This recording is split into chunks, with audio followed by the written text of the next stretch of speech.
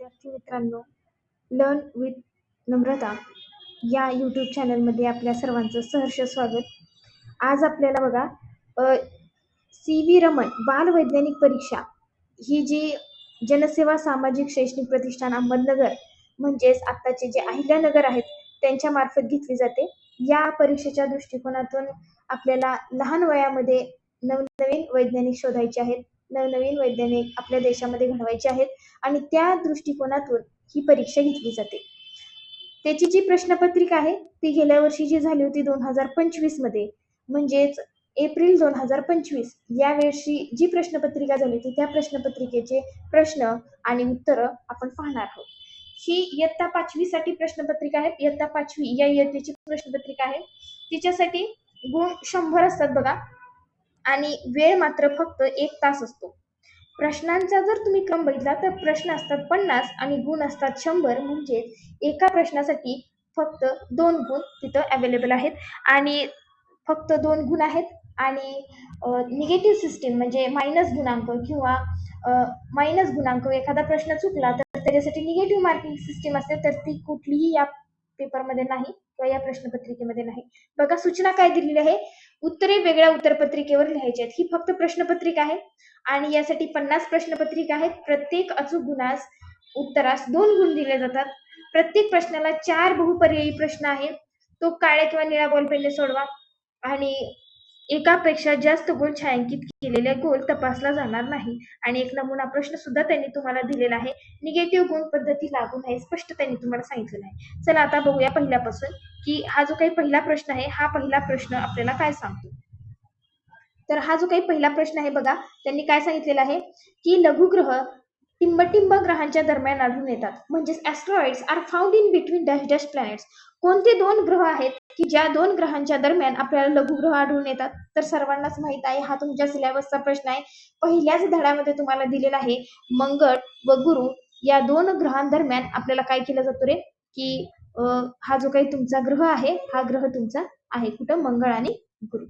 त्यानंतर बघा नेक्स्ट, राकेश शर्मा यांनी अवकाशातून भारतीयांना कोणता संदेश पाठवला. तर तुम्हाला माहिती आहे राकेश शर्मा जे पहिल्यांदा अवकाशामध्ये गेले होते, त्यांनी अवकाशावरती पहिलं पाऊल ठेवलं चंद्रावरती आणि तिथून त्यांनी तुम्हाला संदेश दिला की सारे जहां से अच्छा हिंदुस्तान हमारा, सारे जहां से अच्छा हिंदुस्तान हमारा. हे त्यांनी काय केलेलं आहे रे की आपल्याला सांगितलेलं आहे, सारे जहां से अच्छा हिंदुस्तान हमारा. यानंतर बघा प्रश्न क्रमांक 3, एप्रिल 2025 मध्ये 25 एप्रिल ते 27 एप्रिल हा कृष्ण पक्ष आहे. तर कोणत्या तारखेस अमावस्या असेल. बघा आता तुम्हाला माहिती आहे कृष्ण पक्ष आणि दुसरा म्हणजे शुक्ल पक्ष. आता कृष्ण पक्ष आणि शुक्ल पक्षांच्या दरम्यान किती दिवसांचं अंतर असतं रे, 15 दिवसांचं अंतर असतं. मग ह्या 15 दिवसांच्या अंतरामध्ये त्यांनी दिलेलं आहे की 12 एप्रिल ते 27 एप्रिल हा 15वडा कृष्ण पक्षाचा आहे. तर कोणत्या तारखेमध्ये अमावस्या असेल. प्रश्न खूप महत्वाचा आहे बघा की जर 12 एप्रिल ते 27 एप्रिल पर्यंत कृष्ण पक्ष असेल तर अमावस्या कोणत्या तारखेला असेल. तर तुम्हाला बघा की जो काही तुमचा 12 एप्रिल आहे, 12च्या नंतर 8 दिवस आणि 8च्या नंतर जर तुम्ही काउंट केले 27 एप्रिल पर्यंत तर ते भरतात बघा तुमचे 8 दिवस. म्हणजे जो मधला 8वा दिवस आहे, 12 नंतर 7 दिवसानंतर 8वा दिवस येतो आणि 27 एप्रिलच्या आधी 8 दिवसाच्या आधी म्हणजे 7 दिवसाच्या आधी जो 8वा दिवस येतो की नाही, तो दिवस असतो तुमचा अमावस्या. तर ह्याच्यामध्ये बघा बरं, 12 एप्रिल पासून 8वा दिवस मोजला तर तो 20 एप्रिल येतो आणि 27 तारखेच्या आधी जर तुम्ही 8वा दिवस मोजला तर तो सुद्धा किती येणार तुमचा, 20 एप्रिल येणार आहे. व्हेरी गुड, खूप छान उत्तर दिलंय सर्व विद्यार्थ्यांनी.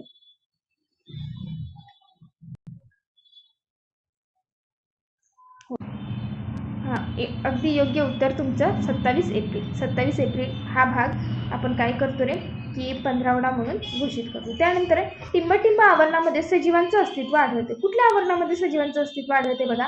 तर तुम्हाला माहिती आहे की जलावरण, वातावरण, शिलावरण या सर्व घटकांमध्ये आपल्याला जीवावरण आढळतं आणि आपण त्याला बायोस्फिअर असं सुद्धा म्हणतो बघा. All living things occupy the parts of the all living things. त्याचं उत्तर आहे बघा तुमचं प्रश्न क्रमांक 4 वरील सर्व. मग प्रश्न क्रमांक 5, आयडेंटिफाय द इनकरेक्ट स्टेटमेंट. आता तुम्हाला बरोबर उत्तर नाही शोधायचं, तुम्हाला शोधायचं आहे बघा चुकीचं. म्हणजे काय की तुम्हाला चुकीची जोडी शोधायची आहे. आता चुकीची जोडी शोधताना बघा तुम्हाला काय शोधायचंय, तर पहिलं दिले बघा सजीव सजीव व सजीव निर्जीव यामध्ये परस्पर देवाणघेवाण होती. बरोबर, सजीव सजीवांमध्ये देवाणघेवाण होते. बघा आपण आहोत, ह्युमन बिंग्स आहेत, प्लांट्स आहेत, ते दोन सजीव सजीव झाले, एकमेकांना इंटरॅक्ट होतात. सजीव निर्जीव आहेत, तुमची सॉइल आहे आणि तुमची प्लांट आहे, एक सजीव आहे एक निर्जीव आहे, त्यांच्यामध्ये इंटरॅक्शन होते.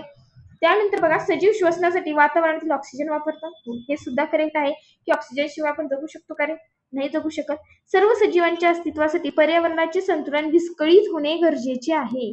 बघा प्रश्न काय विचारलाय तुम्हाला, की जे काही तुमचे सर्व सजीव आहेत, तर या सर्व सजीवांमध्ये तुमचं जे काही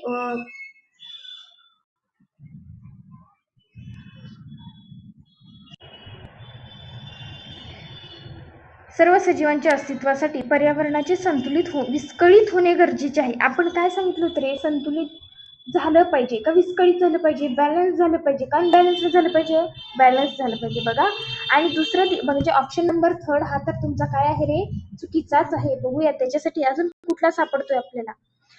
पुढे दिलेला आहे बघा, मातीमध्ये वनस्पतींना पोषक असे पदार्थ तयार होत नाहीत, असं आहे का रे? नाही, पोषक पदार्थ तयार होतात की नाही. म्हणजे 3rd आणि 4th तुमचं काय आहे रे, चुकीचं आहे. चला बघूयात 3rd आणि 4th कुठे दिसतोय ऑप्शन, कुठे दिसतोय option. Yes, option number 2. Option number 2. Option number 2 मध्ये आपल्याला काय दिसत आहे, तर ऑप्शन नंबर 2 मध्ये आपल्याला 3rd आणि 4th काय दिसतो आहे तुमचा, चुकीचा दिसत आहे. चला नेक्स्ट बघा, प्रत्येक अन्न साखळीचा आधार टिंबटिंबच असतात की प्रत्येक अन्न साखळीचा आधार हे कोण असतात रे? येस, आपल्याला माहिती आहे, आपल्याला चॅप्टर मध्येच आहे बघा. कोणत्या, तर आपली जी काही अन्न साखळी आहे, पर्यावरणाचा जो काही बॅलन्स आहे, जे काही तुमच्या पर्यावरणाचं संतुलन आहे, त्याच धड्यामध्ये आहे तुमचं. कोण असतात तुमच्या, वनस्पती. Yes, option number 2. Option number कोण असतात रे, आपल्या 2 असतात. Option number 2.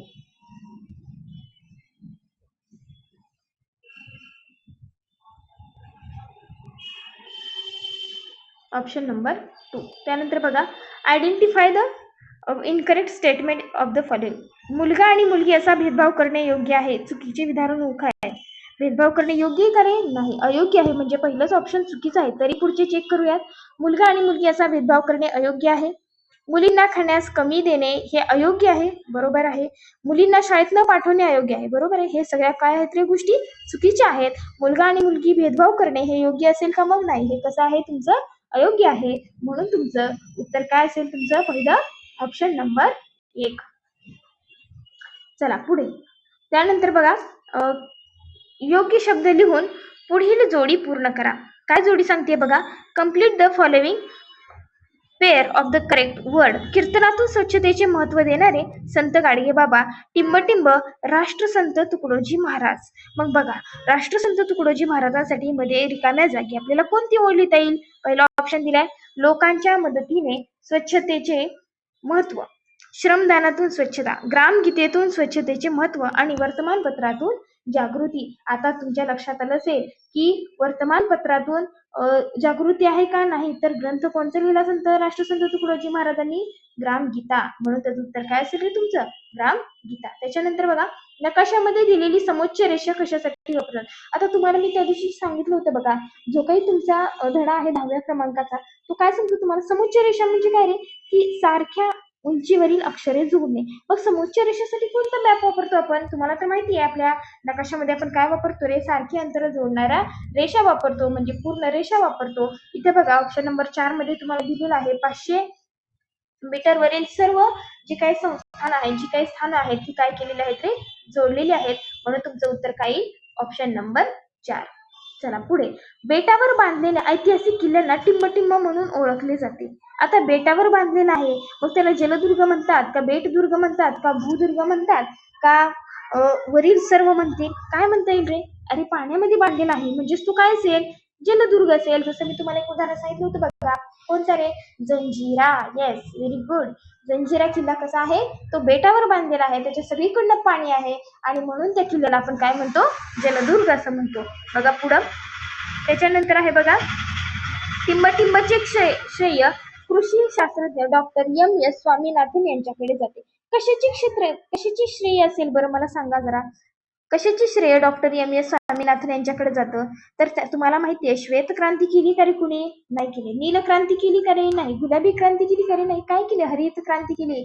म्हणजे त्या वर्षी, ज्या वर्षी आपल्या देशामध्ये दुष्काळ पडलेला होता, त्या दुष्काळ पडलेल्या कालावधीमध्ये काय केलेलं आहे त्यांनी? तर आपल्या देशामध्ये हरित क्रांती घडून आणली. कुणी? डॉक्टर एम एस स्वामीनाथन यांनी. त्यानंतर बघा, पुढचा प्रश्न आहे 12व्या क्रमांकाचा, की खालीलपैकी टिंबटिंब हा वाहतुकीचा परिणाम नाही. कुठला जो काही नियम आहे, जो काही दुष्परिणाम आहे, तो वाहतुकीचा नाही असं तो म्हणतो. म्हणजे वाहतुकीचा सोडून दुसरा कशाचा आहे? आता वाहतुकीचा म्हणलं की तुम्हाला माहिती आहे रे, वाहनातून काय येते रे? वायू निघतात वेगवेगळे, आणि त्या वायूंमुळे त्याचा परिणाम सजीवांवर होतो. त्याच्यामध्ये वेगवेगळ्या प्रकारचे वायू असतात. कार्बन डायऑक्साईड असतो, मोनॉक्साईड असतो, सल्फर असतो. कार्बन डायऑक्साईड आहे, कार्बन मोनॉक्साईड आहे. मग अशा वायूंमुळे काय होतं, तर आपल्याकडं दमा, अस्थमा यांसारखे रोग निर्माण होतात. आता तुम्हाला दमा, अस्थमा का लगे एकाच वायूमुळे होतो का? नाही. तर त्या फक्त सजीवांवरच होतो का? तर आपल्या आसपास असणाऱ्या सगळ्या सजीवांवरती त्याचा परिणाम होतो. फक्त ह्युमन बिंग्सवरच त्याचा परिणाम होत नाही. तर बघा कशावरती दिलं, ऑप्शन दिले त्यांनी. आता वाहतुकीचा दुष्परिणाम नाही. आता श्वसनलिकेचे विकार होणे म्हणजे काय रे? बघा, श्वसनलिका म्हणजे काय करतो आपण? श्वसनलिका म्हणजे काय करतो आपण? श्वास घेतो, श्वास सोडतो. त्यासाठी आपल्याला कशाची गरज पडते? हवेची गरज पडते. आणि तुम्हाला माहिती आहे, वाहतुकीचं जे काही तुमचं वाहतूक होते त्यावेळेस तुमच्या वाहनातून निघणारा काय बाहेर पडतो रे? धूर बाहेर पडतो. धूर म्हणजेच काय आहे? तुमची वायू आहे. वायू म्हणजेच काय आहे? तुमचा हवा आहे. म्हणजे साहजिकच श्वसनलिकेचे विकार होणे हा कुणाचा परिणाम आहे? वाहतुकीचा परिणाम आहे. दुसरं बघा, वन्यजीव स्थलांतरित होऊ लागतात. तिसरं आहे बघा, झाडांची वाढ व विकास खुंटतो. आणि तिसरं आहे, लोकांचे जीवनमान सुधारले जाते. दुष्परिणाम नाही म्हणले, दुष्परिणाम नाही म्हणजे काय रे? चांगला परिणाम आहे. वाहतुकीचा परिणाम म्हणजे कसा आहे? चांगला आहे. अफेक्ट, जो काही तुमच्या जीवनावर त्याचा काही इफेक्ट होणार, जो काही परिणाम होणार, तो कसा असणार आहे? सुपरिणाम असणार, चांगला परिणाम असणार आहे. नाही हा शब्द दिलाय म्हणजेच तो कसा असणार आहे रे? चांगला असणार आहे. दुष्परिणाम जर आधी शब्द दिसला तर त्याच्या पुढे तुम्हाला निगेटिव्ह शब्द दिला नाही. म्हणजे दुष्परिणाम नाही म्हणजे कसला परिणाम आहे? चांगला परिणाम आहे. मग मला सांगा काय येईल याच्यात? Option number 2. Yes, very good. Option number काय येईल तुमचा? 2. वन्यजीव स्थलांतरित होऊ लागतात. नाहीतर जर तुमच्याकडे वाहतुकीची सोय नसेल तर तुम्हाला माहिती आहे, लोकांचं जे काही जीवनमान आहे ते जरी सुधारलं गेलं तरी वन्यजीवांना काय होत नाही रे? स्थलांतरित होऊ शकत नाही. पुढे बघा, भारतात संदेश वहनासाठी टिंबटिंब या कृत्रिम उपग्रहाचा अवलंब केला जातो. कोणकोणत्या उपग्रहाचा अवलंब केला जातो? एडुसॅट, इनसॅट, आर्यभट्ट, आणि ऑप्शन नंबर 4 दिले तुम्हाला, 1 आणि 2. 1 मध्ये काय आहे बघा बरं? एडुसॅट. आणि 2 नंबर मध्ये काय आहे? इनसॅट. Very good. ह्याच दोन गोष्टींचा काय केला जातो रे? आपल्या इकडं वापर केला जातो. म्हणून 13वेचं उत्तर काय असेल? Option number 4. Yes, correct. Next, चला पुढील बघूया. इनसॅटचे सविस्तर नाव काय आहे? इनसॅटचे सविस्तर नाव काय आहे? बघा काय दिले. पहिला, इंटरनॅशनल सोर्स अँड टेलिकम्युनिकेशन. दुसरा आहे इंटरनॅशनल सॅटेलाइट अँड ट्रान्सपोर्ट. तिसरा आहे इंडियन नॅशनल सॅटेलाइट. आणि चौथा आहे Indian satellite of automatic telecommunication. मला सांगा पटापट ह्याचं उत्तर काय असेल? येस, आपल्या चॅप्टर मध्येच आहे. त्याचं उत्तर काय आहे? Indian national satellite. त्यानंतर बघा, वातावरणातील प्रमाण वाढले की तापमान देखील वाढते. वातावरणातील टिंबटिंबचे प्रमाण वाढल्यावर तापमान वाढते. आता कशाचं प्रमाण वाढलं पाहिजे बघा बरं? उष्णतेचं का कार्बन डायऑक्साईडचं का ऑक्सिजनचं का सर्वांचं? येस, ऑफकोर्स तापमान वाढणे म्हणजे आपल्या इकडे हीट वाढली पाहिजे. आणि हीट कशात असते रे? तुमच्या उष्णतेमध्ये. उष्णता वाढली की काय वाढणार? तुमचं तापमान सुद्धा वाढणार आहे. त्यानंतर बघा, जोड्या लावा. आता जोड्या लावायच्यात आपल्याला. आपल्या धड्यामधल्या जोड्या आहेत ह्या: प्रथिने, स्निग्ध पदार्थ, कर्बोदके आणि खनिजे. आता प्रथिने म्हणजे तुमचे प्रोटीन्स, फॅट्स, कार्बोहायड्रेट्स आणि मिनरल्स. मग कार्बोहायड्रेट्स म्हणजे 3 टाईप येतात, तुम्हाला तर माहितीच असेल. शुगर आहे तुमची, त्याचबरोबर बरेचसे टाईप येतात, आपल्याला ते सगळे माहित आहेत. चला बघूयात. पहिलंच काही प्रथिने कशात मिळतील मला सांगा बरं? प्रथिने कशात मिळतील? तर प्रथिने मिळतील तुम्हाला कडधान्यामध्ये. आणि स्निग्ध पदार्थ कशात मिळतील? स्निग्ध पदार्थ मिळेल तेलामध्ये. आणि कर्बोदके कशात मिळतील रे तुम्हाला? पिस्ट. Yes, very good. आणि खनिजे कशात येतील? लोहमध्ये. मग बघा, असा ऑप्शन कुठे दिसतो आपल्याला की प्रथिने आपल्याला ऑप्शन नंबर किती आला पाहिजे? 3rd आला पाहिजे. ऑप्शन नंबर 3rd पासून सुरुवात होणारा 2 ऑप्शन आहेत. एक आहे ऑप्शन नंबर 1 आणि दुसरा आहे तुमचा ऑप्शन नंबर 3. मग आता एक, त्यानंतर दुसरा चेक करून बघा, स्निग्ध पदार्थ. स्निग्ध पदार्थामध्ये तुम्हाला ऑइलच यायला पाहिजे. आणि ऑप्शन नंबर 3 मध्ये तुम्हाला दिले लोह, म्हणून तो ऑप्शन येणार नाही. डायरेक्ट आपला काय येणार ऑप्शन नंबर 2. काय येणार बाळांनो आपला ऑप्शन नंबर 2 येणार. चला ऑप्शन नंबर 2 ला टिक करूया. चला नेक्स्ट. शरीरातील टिंबटिंब प्रक्रियेमुळे ऑक्सिजन संपूर्ण शरीरामध्ये पसरतो. आता तुम्हाला माहिती आहे, जर आपल्याला एखादी गोष्ट पूर्ण शरीरामध्ये पोहोचवायची असेल तर त्यासाठी डायजेशन ही संस्था उपयोगी येईल का? नाही. श्वसन तर येणारच नाही आणि उत्सर्जन सुद्धा येणार नाही. तर त्यासाठी काय लागेल आपल्याला? ओनली ऑन रक्ताभिसरण. चला पुढील. चुकीचे विधान ओळखा. आता चुकीचे विधान काय ओळखायचे बघा, त्यांनी काय दिले तुम्हाला? नेहा खोंकताना रुमाल तोंडावर धरते. बरोबर आहे, चांगली गोष्ट आहे की खोंकताना रुमाल नेहमी तोंडावर धरलाच पाहिजे. नेहा जेवणापूर्वी सुद्धा हात धुते. हा, ही सुद्धा एकदम योग्य सवय आहे. नेहा शिजवलेले अन्न उघडे ठेवते. ही मात्र सवय कशी आहे रे बाळांनो? चुकीची आहे. आपलं जे अन्न आहे ते कसं ठेवलं पाहिजे? बंद करून ठेवलं पाहिजे. आणि नेहा नियमितपणे नखे कापते. मग मला सांगा उत्तर काय येईल तुमचं? इट्स व्हेरी गुड, सगळ्यांना येत आहे ऑप्शन नंबर 3. चला नेक्स्ट. 19. अंगात येणे टिंबटिंबामुळे होत असावे. खूप मजेशीर प्रश्न आहे बरं का. व्यवस्थित विचार करून उत्तर द्या. मला सांगा, जादूटोण्यामुळे येतं का अंगात? नाही. सूक्ष्मजीवांमुळे येईल का? नाही. सूक्ष्मजीवांमुळे तर फक्त रोग होतात आपल्याला, अंगात वगैरे काही येतं का? नाही. भूतबाधा होते का रे? भूतबाधा, भूत कधी कुणी पाहिलंय का? नाही. हे फक्त लोकांचे काय आहेत? भ्रम आहेत. हे लोकांचे काय आहेत? विचार आहेत आणि एकमेकांना सांगितलेली मनगणन कहाणी आहे. त्याच्यामुळे ह्याचं उत्तर काय असेल? तुमचे मानसिक विकार. येस, मानसिक विकारामुळे काय होतं रे तुम्हाला? अंगात येणे असे गुण घडतात. किंवा म्हणजे काय की अंगात येणे हा प्रकार नाहीच आहे थोडक्यात. पण जर एखादा मनोरुग्ण असेल तर मात्र त्याच्या बाबतीत असं होऊ शकतं. कारण कुठल्या सूक्ष्मजीवामुळे कधीही अंगात येतं का? नाही येत. बघा, identify the correct incorrect pair. आता इथं सुद्धा तुम्हाला काय करायचं आहे? चुकीची जोडी ओळखायची आहे. आपण नेहमी काय करतो? बरोबर जोडी ओळखायला जातो आणि आपल्याकडं काय होतं रे? घात होतो. आपल्याला वाटतं बरोबर शोधायची, 3 बरोबर असते तर एकच काय असते रे? चुकीची असते. इथं मात्र आपल्याला काय करायचंय? तेच करायचंय. म्हणून बरोबर शोधायची का? नाही, चुकीची शोधायची आहे. बघा, पाण्यामार्फत होणारा रोग. पाण्याकडून आपल्याला फ्लू होतो का? ताप येतो का रे आपल्याला पाण्यापासून? नाही. कीटकांमार्फत होणारा रोग मलेरिया. येस, आपल्याला डास चावला की मलेरिया होतो. इन्फ्लुएन्झा ही डासाची जी काही मादी आहे त्या मादीच्या चावल्याने आपल्याला काय होतो? मलेरिया होतो. हवेमार्फत होणारा रोग क्षय. बरोबर आहे, ट्युबरक्युलोसिसच होतो आपल्याला एअर मार्फत. आणि तुम्हाला माहिती आहे क्षयरोगाची लक्षणं काय आहेत रे? थुंकीतून रक्त येणे. हे काय आहे? क्षयरोगाचं मुख्य लक्षण आहे. त्यानंतर आहे संसर्गजन्य रोग, डोळे येणे. बरोबर आहे. आता तुम्हाला माहिती आहे आपल्या जर घरामध्ये किंवा वर्गामध्ये जर कुणाला डोळे आले तर तो व्यक्ती काय करतो रे? सुट्टी घेतो का? तर त्याच्या संसर्गामुळे शेजाऱ्याला सुद्धा काय होऊ शकतात रे? डोळे येणे हा मात्र रोग होऊ शकतो. त्याच्यामुळे तुम्हाला ओळखायची आहे चुकीची जोडी. तर तुम्हाला माहिती आहे चुकीची जोडी कोणची आहे रे?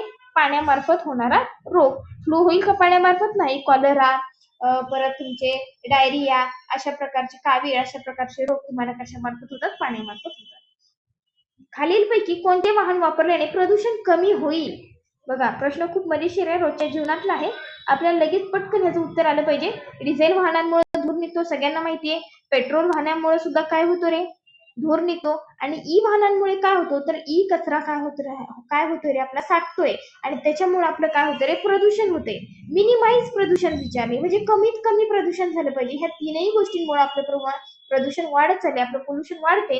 त्याच्यामुळे आपण काय सीएनजी जो काही तुमचा गॅस आहे तर त्या गॅसच्या वापरल्याने काय होतं रे? आपलं प्रदूषण होतं, नाही असं नाही, फक्त प्रमाण कसं होतं रे त्याचं? कमीत कमी. म्हणून लक्षात ठेवा सीएनजी ऑप्शन नंबर 3 हे त्याचं काय असेल रे? उत्तर असेल. चला पुढचं 22 नंबरचा प्रश्न काय म्हणतोय? खालीलपैकी कोणत्या व्यसनाचे मानवी शरीरावर दुष्परिणाम होत नाहीत? कुठल्या व्यसनाचे दुष्परिणाम होत नाहीत असं त्यांनी तुम्हाला विचारले. म्हणजे बघा, तंबाखूने तर होतेच, सगळ्यांनाच माहिती आहे, तो तर कॉमन विषय. मद्यपान म्हणजे काय, दारू पिल्याने पण होतात. स्ट्रिंग आणि इतर कोल्ड्रिंक्स पिल्याने सुद्धा आजकाल कर्करोगाचं प्रमाण काय होत चाललेलं आहे? वाढत चाललेलं आहे. तर तुम्हाला चौथा ऑप्शन काय आहे? यापैकी नाही, की यावरील पैकी कोणतेही जर तुम्ही व्यसन केलं तर मात्र तुम्हाला नन ऑफ अभाव म्हणजे काय रे? की तुम्हाला ह्या वरील पैकी सोडून तर तुम्ही दुसरं कोणतं व्यसन केलं तर तुमच्या हेल्थवर किंवा आरोग्यावर त्याचे परिणाम होणार नाहीत. म्हणून हे तीनही ऑप्शन सोडून तुम्ही चौथा नंबरचा ऑप्शन काय करू शकता? टिक करू शकता. ठीक आहे, की जे काही आहे ते वरचे तीनही जे काही तुम्हाला दिलेले काही ऑप्शन आहेत, जे ॲडिक्शन्स आहेत, म्हणजे काय रे, की जी तुमची व्यसन आहेत, तर ते तीनही व्यसनांनी काय होणार, तुमच्या शरीरावरती परिणाम होणारच आहे. त्याच्यामुळे तुम्ही उत्तर कुठलं चूज करणार? Option number 4. बघा चला, सूर्यापासून अतिनील किरण टिंबटिंब या वायूचा थर शोषून घेतात. आता सगळ्यांनाच माहिती आहे, कारण हा धडा आहे तुमचा, मला वाटतं धडा क्रमांक असेल तुमचा 3, चॅप्टर नंबर 3. काय रे? अर्थ अँड इट्स स्पियर्स आहे, मला वाटते अर्थ and it's living things. Yes, correct. अर्थ अँड इट्स लिव्हिंग थिंग्स. आणि त्याच्यामध्ये आहे बघा तुमच्या या वायूच्या थराचं नाव. सांगा बरं पटापट कमेंटमध्ये, कोणतं असेल ते थर. सगळ्यांनाच माहित आहे काय आहे तुमचा, ओझोन. ओझोन आहे. आता अन्न साखळी तुम्हाला शोधायची. ऑप्शन नंबर मगाशीच्या प्रश्नाचं उत्तर होतं बघा, ऑप्शन नंबर 1. आता 24वा प्रश्न चाललेला आहे आपला. आता 24व्या प्रश्नामध्ये त्यांनी तुम्हाला विचारलेला आहे, 24व्या प्रश्नामध्ये त्यांनी तुम्हाला विचारलेला आहे, अचूक अन्न साखळी कोणती? आता अचूक अन्न साखळी तुम्हाला शोधायची आहे बघा. गवत, साप, ससा, गरुड. पहिल्यांदा गवत. सगळ्यांना माहितीये की सुरुवातीला जर तुम्हाला पहिल्या अन्न साखळीपासून जर तुम्हाला करेक्ट शोधायचं असेल, तर तुम्हाला सुरुवातीला गवत किंवा प्लांटच तुम्हाला शोधावा लागणार आहे. कारण जर तुम्ही ससा निवडला ना बाळांनो, तर सस्याला काही तुमचं गवत खाणार आहे का रे शेवट? नाही खाणार आहे. म्हणून तुम्हाला सुरुवातीला निवडतानाच गवत निवडायचं. गवतानंतर तुमचा काय येईल मला सांगा बरं. गवताला कोण खातं? साप खातो का ससा खातो? येस, ससाच खाणार आहे. मग सस्याला कोण खाईल? साप खाईल का गरुड खाईल? खूप सोपं उत्तर आहे आणि सर्वांना येते. त्याचा ऑप्शन नंबर काय येते? 3, की गवत. गवतानंतर ससा. सस्याला कोण खाणार? साप. सापाला कोण खाणार आहे तुमच्या? गरुड. Yes, very good. त्यानंतर हे बघा, टिंबटिंब ही एक नैसर्गिक साधन संपत्ती आहे. कुठली नैसर्गिक आपत्ती आहे. आता आपत्ती म्हणजे काय रे? संकट. आपत्ती म्हणजे काय? संकट. आता कोणची तुमची नैसर्गिक आपत्ती आहे सांगा बरं. नॅचरल कॅलॅमिटी म्हणतो आपण त्याला. नैसर्गिक आपत्ती आहे. नापास होणे ही काही नैसर्गिक आपत्ती का? मला सांगा. तुम्ही नापास झाले, एक वर्गातला एक मुलगा नापास झाला, तर त्याचा परिणाम आपल्या निसर्गावर होणार आहे का रे? नाही. म्हणजे काय, तिचं परिणाम किंवा जी आपत्ती निसर्गातून घडते तिला काय म्हणायचं तुम्हाला? नैसर्गिक आपत्ती म्हणायचे. दुष्काळ पडणे, अपघात होणे म्हणजे काय? ऍक्सिडेंट होणे. टू व्हीलरवर किंवा फोर व्हीलरवर एखादा व्यक्ती चालेल, त्याचा दुसऱ्या गाडीशी टक्कर होऊन ऍक्सिडेंट झाला, तर ती नैसर्गिक आपत्ती होईल का? नाही होणार. तुम्ही नापास होणे ही सुद्धा नैसर्गिक आपत्ती येणार नाही. म्हणून आपोआप ऑप्शन नंबर 4 सुद्धा तुमचा कट झालेला आहे बघा. सर्व पर्याय. तर हे दोन्ही पर्याय नाही तर सर्व पर्याय येईल का? नाही येणार. म्हणून बरोबर उत्तर दिलेलं आहे तुम्ही सर्वांनी, की दुष्काळ पडणे ही काय आहे? तुमची नैसर्गिक आपत्ती आहे. बघा, दूषित पाण्यापासून तयार केलेला बर्फाचा गोळा खाल्ल्यास टिंबटिंब हा रोग होऊ शकतो. आता दूषित पाणी लक्षात ठेवा. दूषित पाणी. आता तुम्हाला माहितीये, दूषित पाण्यापासून तुम्हाला जुलाब होतो, तुम्हाला कावीळ होते की नाही? मग मला सांगा, क्षयरोग होईल का रे? तो तर हवेपासून होतो. न्यूमोनिया होईल का? नाही होणार. हिवताप होईल का? नाही होणार. जुलाब मात्र तुमच्या ऑप्शन मध्ये आहे, कारण तुम्हाला माहितीये काय, की जो काही दूषित पाणी आहे त्यापासून तुम्हाला जुलाब हा रोग होतो. म्हणून काय येणार उत्तर नंबर? ऑप्शन नंबर 4 येणार. बघा, पुढे आहे बघा तुम्हाला प्रश्न क्रमांक 7. जागतिक तंबाखू निषेध दिन कधी साजरा केला जातो? तर सगळ्यांनाच माहित आहे, तो किती आहे रे? 31 मे. येस, 31 मेला तो आपण काय करतो रे? साजरा करतो. त्यानंतर आहे बघा इस्रो. इस्रो म्हणजेच काय? इस्रो म्हणजे काय, तर इंडियन स्पेस रिसर्च ऑर्गनायझेशन. इस्रोचा अर्थ काय आहे? Indian Space Research Organisation. त्यानंतर आहे बघा पुढचा प्रश्न. दूरदर्शन, संगणक आणि मोबाईलच्या अधिक वापरामुळे शरीराच्या टिंबटिंब या भागांवर परिणाम होतो. दूरदर्शन पण तुम्ही वापरताय, तुम्ही संगणक पण वापरताय, तुम्ही मोबाईल पण वापरताय, तर मग कुठल्या भागांवर परिणाम होईल मला सांगा बरं. कानावर परिणाम होईल का? येस, ऑफकोर्स होणारच. डोळ्यांवर परिणाम होईल. पाठीच्या कण्यावर परिणाम ऑफकोर्स होणारच. का होणार मला सांगा. आपण असं वाकवून टीव्ही बघत बसतो, वाकवून खाली बघून मोबाईल बघत बसतो, कधी आपण सरळ झोपतो, कधी इकडे झोपतो, कधी तिकडे झोपतो. म्हणजे हा सगळ्याचा जो काही परिणाम आहे तो आपल्या पूर्ण बॉडीवरती होणार आहे. म्हणून त्याचं उत्तर काय? सर्व पर्याय. उत्तर काय? सर्व पर्याय. त्यानंतर बघा, दूरदर्शन या संचाचा शोध कुणी लावला? दूरदर्शन म्हणजे आपल्या टीव्ही बर का, आणि दूरदर्शनचा संच आपला जो काही शोध आहे तो लावलेला आहे जॉन बेअर्ड यांनी लावलेला आहे. बघा, नंतर आपल्याला बघायचं प्रश्नचिन्हाच्या जागी आपल्याला संख्या शोधायची आहे. सांगा बरं पटापट, डोकं लावा आणि मला सांगा याचं उत्तर काय येईल. ऍडिशन करून बघायची. करूया चला. 5 आणि 5 किती झाले रे बाळांनो? 5 आणि 5 तुमचे झाले 10. बघा करून बघूया आपण. 5 अधिक 5 तुमचे किती झाले रे? आणि 9 आणि अधिक 4 हे 10. 10 9 19. 19 आणि 4 किती झाले तुमचे? 19 आणि 4 24 झाले. 19 आणि 4 किती झाले तुमचे? 24. चला नेक्स्ट. आता नेक्स्ट बघूया आपण. त्यानंतर आहे बघा 4 आणि 4 8 आणि 8 16. 16 आणि 3 किती झाले तुमचे? 19. 16 आणि 3 किती झाले तुमचे? 19. येस, मगाशी झाले होते बघा तुमचे 24, आता झाले तुमचे 19. बर, पुढचा ऑप्शन बघूया. 5 आणि 5 10. 10 अधिक 7 किती झाले तुमचे? 17. आणि 17 अधिक 2 किती झाले तुमचे? 19. 17 अधिक 2 किती झाले तुमचे? 19. 17 आणि 10 19. बघा मगाशी आपले किती झाले होते? इथं झाले होते बघा आपले 24, इथं झाले आपले 19, इथं पण झाले 19. चला आता इथं बघूया. 6 आणि 4 10 आणि 4 14. 14 आणि 5 किती रे? 14 आणि 5 19. 14 आणि 5 किती? 19. 14 आणि 5 किती झाले तुमचे? 19. 6 आणि 4 10 आणि 4 14 आणि 5 19. आता इथं एकदा करून बघूया. 5 आणि 5 10 आणि 4 14. 14 आणि 9 24. आता काय सांगितलं त्यांनी तुम्हाला? प्रश्नचिन्हाच्या जागी योग्य संख्या शोधा. आता 7 आणि 5 5 आणि 5 10 आणि 7 17 आणि 2 19. 4 आणि 4 8 आणि 16. 16 आणि 3 19. 5 आणि 4 9 9 9 18 आणि 5 24. आता इथे पण आपण ऍडिशन करून बघितले तर 6 आणि 5 11 आणि 8 11 आणि 8 19. बघूया उत्तर काय येते त्याचं. Option number 2. ऑप्शन नंबर 2 काय सांगते बघा? 14. ऑप्शन नंबर 2 काय आहे त्याचं उत्तर? 14. बघा 5 आणि तुमचे जो काही 5, बघा ऑप्शन नंबर समजलं उत्तर. बघा 5 गुणुले 9 किती आले तुमचे? 5 9 45. किती आले तुमचे? 5 9 45. 5 9 किती आले तुमचे? 45. आता 5 9 45 आल्यानंतर बघा त्याचे शेजारचे 2 अंक घ्या. शेजारचे 2 अंक कोणते? 5 आणि 4. 5 आणि 4 किती आले तुमचे?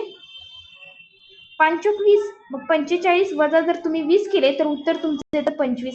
आहे का ऑप्शन नंबर मध्ये 25? Yes, correct. आता ह्याच्यानंतर बघा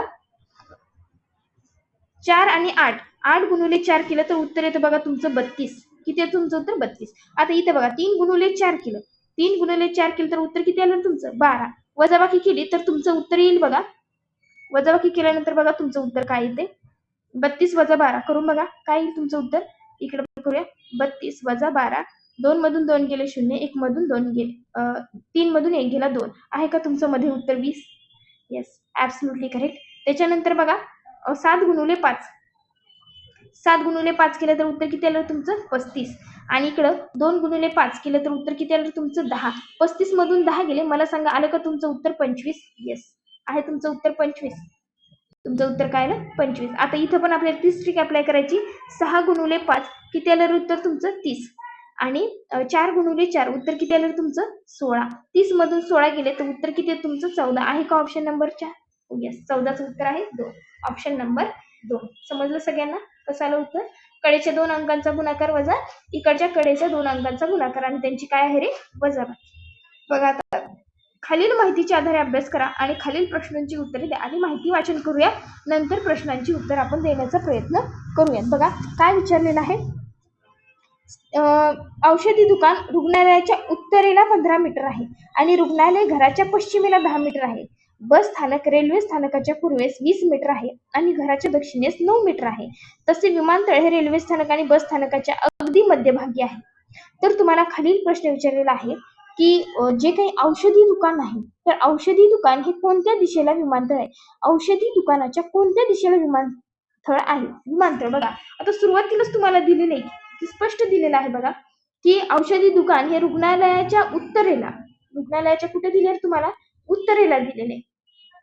रुग्णालयाच्या उत्तरेला किती दिले? 15 मीटर. आणि औषधी दुकानच्या कोणत्या दिशेला विमानतळ आहे? तर विमानतळ तुम्हाला इथे दिले बघा. विमानतळ हे रेल्वे स्थानक आणि बस स्थानकाच्या अगदी मध्यभागी आहे.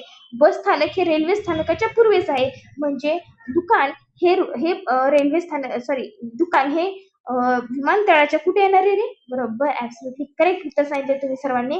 किती येणार आहे? तुमच्या दक्षिणेला. कुठे येणार आहे? तुमच्या दक्षिणेला येणार आहे. बघा पुढे औषधी दुकान हे विमानतळाशी अंतर किती आहे? औषधी दुकान आणि विमानतळ यामधील अंतर किती आहे? तर सगळ्यांनाच माहित आहे की त्याचं उत्तर किती आहे रे? तुमचं ऑप्शन नंबर 2, 24 मीटर एवढं तुमचं काय असेल ते त्याच्यामध्ये अंतर आहे. त्यानंतर घराच्या संदर्भात रेल्वे स्टेशनची दिशा कोणती आहे? घराच्या संदर्भात रेल्वे स्टेशनची दिशा कोणती आहे? येस, नैऋत्य दिशा आहे आपली. कोणती दिशा आहे? नैऋत्य दिशा आहे. बघा आता प्रश्नचिन्हाच्या जागी अंतर सोडा. परत एकदा आपल्याला तोच प्रश्न आलेला आहे. बघा कसं उत्तर काढता येईल मला सांगा बरं जरा सर्वजण. कसं उत्तर काढता येईल? आत्ताची ट्रिक अप्लाय करून बघूया. येस, करूया, प्रयत्न करूया. बघूया काय होते. 9 आणि 8 यांची जर बेरीज केली तर किती येते रे? 8 आणि 16 आणि 17 आणि 7, 17 आणि 7 येतात 24. 17 आणि 7 किती येणार? 24. बघूया 17 आणि 7 किती येणार तुमचे? 24. बघा 8 अधिक 9 अधिक 7 यांची बेरीज येणार 24 आणि 24ला जर हे 3 अंक आहेत म्हणून 3 ने भागलं तर उत्तर किती येणार आहे तुमचं? 8 आहे का तुमचं मध्यभागी 8? येस. चला दुसरीकडे पण ही ट्रिक अप्लाय होते का बघूया. 12 आणि 9 21, 21 अधिक 6 किती झाले बघा? 9 6 15, 15 अधिक 12, 9 6 15 आणि 15 अधिक 12, 15 अधिक 12 किती झाले रे? 27. 15 अधिक 12 किती झाले? 27 आणि 27ला भागिले 3 केलं तर उत्तर येणार तुमचं 9. चला आता पुढचं बेरीज करून बघूया. 5 अधिक 14 अधिक 17, 5 अधिक 14 अधिक 17 करूया. अधिक 5, 7 आणि 5 12 आणि 4 16, 16ला 6 च्या 1 36. आता मला सांगा 36ला जर 3 ने भागितलं तर उत्तर किती येणार तुमचं? ऑफकोर्स किती येणार तुमचं उत्तर? 12. 12 त्रिक 36. समजलं सगळ्यांना? चला बघूया पुढच्या प्रश्नाकडे वळूया. काय दिलेलं आहे बघा. इथं मात्र तुम्ही जर बघितलं तर तुम्हाला घन दिसतील. काय दिसते तुम्हाला? घन. बघा 27 घन आहे, 125 घन आहे, 8 घन आहे आणि 1 सुद्धा घन आहे. मग मला सांगा आता जी काही तुम्हाला रिकामी जागा आहे तिथलाच तुम्हाला फक्त काय करायचं आहे रे? घन शोधायचा आहे. आणि त्यानंतर आता आपल्याला ऑप्शन मध्ये बघायचंय की आपल्याला कशाचा घन दिलाय आणि कुठल्या अंकाचा तो घन असेल. बघा 1 च्या समोर 1 चा घन दिलाय, 3 च्या समोर 27 चा घन दिलाय. तुम्हाला दिसत असेल सगळ्यांना. बघा 1 च्या समोर 1 चा घन दिलाय, 2 च्या समोर 8 चा घन दिलाय, 3 च्या समोर 27 दिलाय. आता इथं मला सांगा 125 कोणाचा घन आहे? येस, 5 चा घन आहे 125. 5 चा घन काय आहे रे? 125 आहे. म्हणून तुम्हाला उत्तर काय दिलेलं आहे? तुम्हाला तुमचं उत्तर येईल ऑप्शन नंबर 3. चला प्रश्न क्रमांक 37. 37वा प्रश्न काय सांगते बघा तुम्हाला की चौरसांची संख्या किती? चौरसांची संख्या किती? आता मोजा बरं. चौरसाची संख्या तुम्हाला सगळ्यांना काढता येते, मलाही माहिती आहे. आता इथे 1 2 3 4 नंबर टाकून तुम्ही अशी बेरीज करून ऍडिशन करून काढली असेल तर त्याचं उत्तर किती येणार तुमचं? 50. किती येते त्याचं उत्तर? 50. चला पुढे. 1 जानेवारी 2024 रोजी सोमवार होता, तर 2 जानेवारी 2025 रोजी कोणता वार असेल? 1 जानेवारी 2024 रोजी कोणता वार होता रे? सोमवार होता. तो 2 जानेवारी 2025 रोजी कोणता वार असेल? बुधवार असेल, मंगळवार असेल, गुरुवार असेल का सोमवार असेल? काय असेल? काढून बघूयात. 1 जानेवारी 2024 ला सोमवार आहे, तर 2 जानेवारी 2025 दिवशी कोणता वार असेल? तुम्हाला माहिती आहे 2024 हे कसलं वर्ष आहे रे? लीप वर्ष आहे. ज्यावेळेस 2025 उजळेल त्यावेळेस मात्र 1 जानेवारीला कोणता वार असेल तुमचा? मंगळवार. कोणता वार असेल? मंगळवार असेल. सगळ्यांना माहिती आहे ते काय आहे तुमचं? लीप वर्ष आहे. आणि लीप वर्षामध्ये काय असतं की 1 दिवस एक्स्ट्रा असतो. म्हणून तुमचा 1 जानेवारी 2024 च्या नंतर 1 दिवस ऍड होणार, म्हणजेच तुमचा किती दिवस जाणार? 1 जानेवारीला तुमचं येणार, सॉरी 1 जानेवारीला 1 दिवस ऍड होणार. मग आता ह्या जानेवारीला सोमवार होता म्हणजे येणारे 1 जानेवारीला मंगळवार असेल, परंतु 1 दिवस जास्त असल्यामुळे तुमचा कुठला वार असेल? बुधवार. कुठला वार असेल रे? बुधवार. आणि त्याच्यानंतर 2 जानेवारीचा वार कोणता असेल तुमचा? गुरुवार.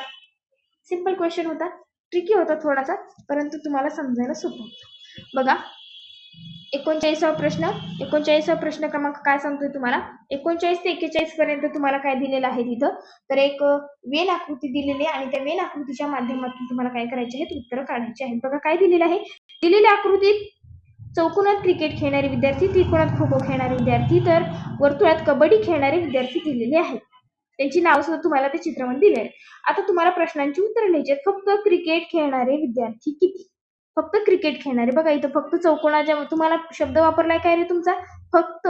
मग फक्त म्हणजे काय रे की फक्त चौकोनामध्येच तो अंक असला पाहिजे, दुसऱ्या कशातही किंवा कुठल्याही आकृतीमध्ये नको. तर काय आहे? फक्त 8. म्हणजे फक्त क्रिकेट खेळणारे किती असतील? 8 असतील.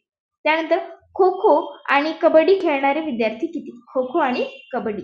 आता खो खो आणि कबड्डी खेळणारे विद्यार्थी किती? खो खो मध्ये बघा किती आहेत आणि कबड्डीमध्ये किती आहेत त्यांची ऍडिशन करायची तुम्हाला. खो खो आणि कबड्डीमध्ये ऍडिशन करायची आहे. करा बरं जरा ऍडिशन किती येते मला सांगा. खो खोची किती आहेत रे तुम्हाला? 12. खो खो आणि कबड्डी दोन्ही खेळ खेळणारे विद्यार्थी आहेत. दोन्हीही त्याच्यामध्ये तो आला पाहिजे. तर इथं बघा तुमचं जे काही 13 आहे की नाही 13 हे वरचे तुमच्या स्क्वेअर मध्ये पण येते, सॉरी ट्रायंगल मध्ये पण येते आणि तुमच्या सर्कल मध्ये पण येते. म्हणून त्याचं उत्तर काय असेल? Option number 3. बघा पुढे क्रिकेट व खो खो व कबड्डी हे तीनही खेळ खेळणारे पाहिजे. म्हणजे जो काही तुमचा अंक आहे की नाही हा अंक तुमच्या तीनही आकृतीमध्ये आला पाहिजे. तर तुम्हाला आता स्पष्ट दिसतंय की तुमचा हा जो काही अंक आहे तो काय आहे रे तुमचा 7 अंक दिसतोय तुम्हाला. 7 अंक. तो 7 अंक काय आहे तुमच्या तीनही आकृतीमध्ये आहे. म्हणून तुमचं उत्तर काय येणार? Option number 2. काय येणार तुमचं उत्तर? ऑप्शन नंबर 2 येणार. चला पुढे बघूया. प्रश्न क्रमांक 42. 42 काय सांगते बघा. खालील माहितीचा काळजीपूर्वक अभ्यास करा आणि खालील प्रश्नांची उत्तरे द्या. आता बघा काय प्रश्न विचारलाय त्यांनी तुम्हाला की स्टडी द माहिती दिली, तुम्हाला अंक दिलेले आहेत बघा.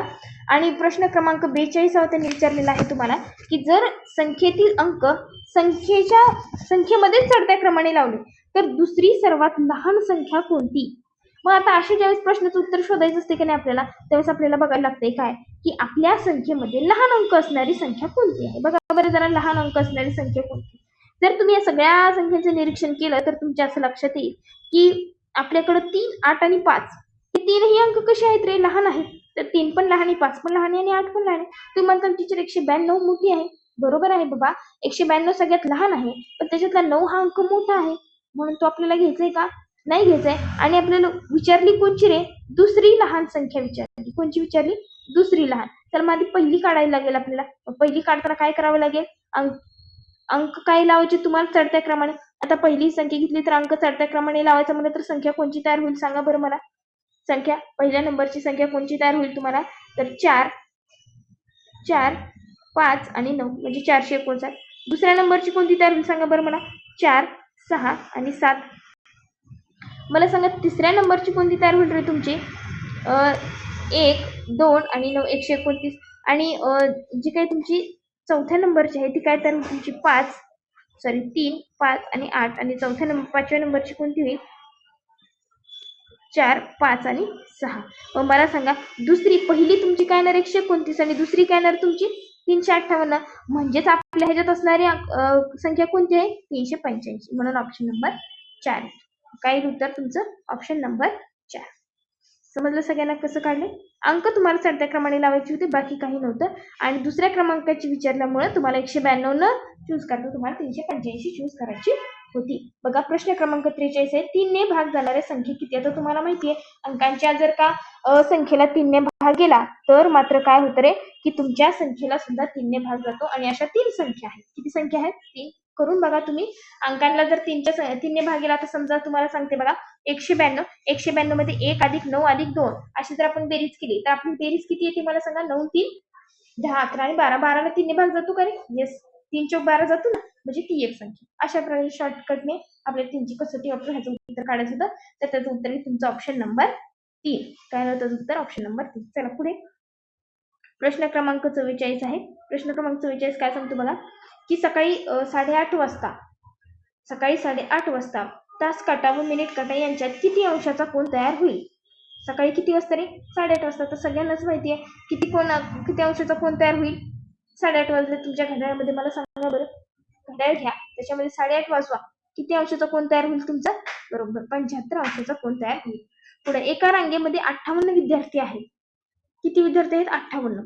तर त्यातील 13 विद्यार्थी दुसऱ्या रांगेत गेले. उरलेल्या विद्यार्थ्यांमध्ये मधोमध असणाऱ्या विद्यार्थ्याचा क्रमांक कितवा येईल? 13 विद्यार्थी मायनस करा. 58 मधनं 13 विद्यार्थी गेले. किती राहिले तुमचे बघा? 5 आणि 1 4. 45 विद्यार्थी राहिले. किती विद्यार्थी राहिले तुमचे? 45 विद्यार्थी राहिले. तर 45 भागिले 2 अधिक 1 करा बरं किती येते मला सांगा? 45 भागिले 2 बे 2 4 आणि बे 7 14 आणि 1 पॉईंट तुमचा उरलेला आहे. म्हणजे तुमचं उत्तर किती येणार तिथं? किती येणार आहे तुमचे? 23 विद्यार्थी. 13 विद्यार्थी दुसरीकडे गेले ना, म्हणून तुमचा ऑप्शन नंबर किती येणार? 3. चला पुढं, आरशातील प्रतिमा ओळखायची. आता आरशातील प्रतिमा सगळ्यांना डोळे झाकून ओळखता येईल. मला सांगा बरं काय असेल रे आरशातील प्रतिमा? ऑप्शन नंबर 2 असेल. त्यानंतर आहे बघा, योग्य पाण्यातील प्रतिमा शोधायची. पाण्यातील प्रतिमा सगळ्यांनाच माहिती आहे, सगळ्यांनाच ओळखता येते. कशी ओळखता येईल? ऑप्शन नंबर 2 आहे, वरील टोक खाली आणि खालील टोक वरील. त्यानंतर आहे बघा, वेगळा पर्याय ओळखा. जी काही तुम्हाला संख्या दिली आहे त्या संख्येचा तुम्हाला काय हे करायचं आहे, वेगळा पर्याय ओळखायचा आहे. तर ह्या संख्येमध्ये तुमच्या 3ऱ्या नंबरची जी संख्या आहे ती काय आहे तुमची? वेगळी आहे. कारण तुम्हाला माहित असेल, ह्यांची ऍडिशन करून बघा, तुमच्या लक्षात येईल की प्रत्येकाची बेरीज कशी आहे, वेगळी आहे. त्यानंतर choose the correct alternative in the continue same pattern. Same pattern तुम्हाला दिलाय आणि त्याच्यातनं तुम्हाला काय करायचं आहे रे? अल्टरनेटिव्ह शोधायचं आहे. अल्टरनेटिव्ह म्हणजे काय रे? की त्याच्यामध्ये मधोमध बसणारा पर्याय तुम्हाला शोधायचा. तर सगळ्यांना माहिती आहे ह्या संख्या कसल्या आहेत रे? त्या संख्या आहेत तुमच्या मूळ संख्या, किंवा असं म्हणता येईल तुमच्या विषम मूळ संख्या आहेत. आणि मूळ संख्यांमध्ये तुमचा ऑप्शन नंबर काय येईल? तुमचा 13. काय नाव तुमचा ऑप्शन नंबर 13. 13 संख्या काय आहे? मधोमध तुम्हाला बसणार आहे. Choose the correct alternative. आता मात्र तुम्हाला करेक्ट अल्टरनेटिव्ह शोधायचं आहे. मला सांगा 5 10 किती आहेत रे? 50. आणि मग 6च्या टेबलमध्ये मला सांगा बरं काय येईल तिथं? काय येईल सांगा बरं? 5ची दुप्पट किती आहे रे? 10. म्हणून तुम्हाला 5ची दुप्पट किती आहे मला सांगा बाळांनो? 5ची दुप्पट आहे 10. म्हणून 5 गुणिले 2 बरोबर किती येईल तुमचे? 10. मग 5ने जर 10ला गुणलं तर उत्तर किती येणार तुमचं? 50. किती येणार तुमचं उत्तर? 50. आता मला सांगा 6ची दुप्पट किती आहे रे? 6ची दुप्पट सगळ्यांनी येते. 6ची दुप्पट सांगा मला. 6ची दुप्पट आहे 12. मग 12 गुणिले तुम्हाला काय करायचंय? 12 गुणिले 6 करा बरं. 12 गुणिले 6 किती येईल तुम्हाला? 12 सख 72. करून बघा. 12 गुणिले 6, 12 सख किती येणार तुमचं? 72. बघा कुठं आहे 72? Option number 4. आलं लक्षात सगळ्यांच्या? हा काय असेल? Option number 4. ही जी काही तुमची प्रश्नपत्रिका आहे, तुम्हाला ह्या सगळ्या प्रश्नांची उत्तरं आय होप समजली असतील आणि समजून घ्या. काही अडचण असल्यास कमेंट बॉक्समध्ये सांगा, आणि काही अडचण असल्यास तुम्ही मला प्रश्नांचा देखील सराव करा. आणखी तुम्हाला कोणत्या प्रकारचे व्हिडिओ पाहिजे असेल तर कमेंट बॉक्समध्ये तसं मला सांगा. आणि कमेंट्स करा, लाईक करा, शेअर करा, सबस्क्राईब करा. जे जे विद्यार्थी या परीक्षेला बसत आहेत त्या सर्व विद्यार्थ्यांपर्यंत हा व्हिडिओ पोहोचवा. धन्यवाद. Thanks for watching.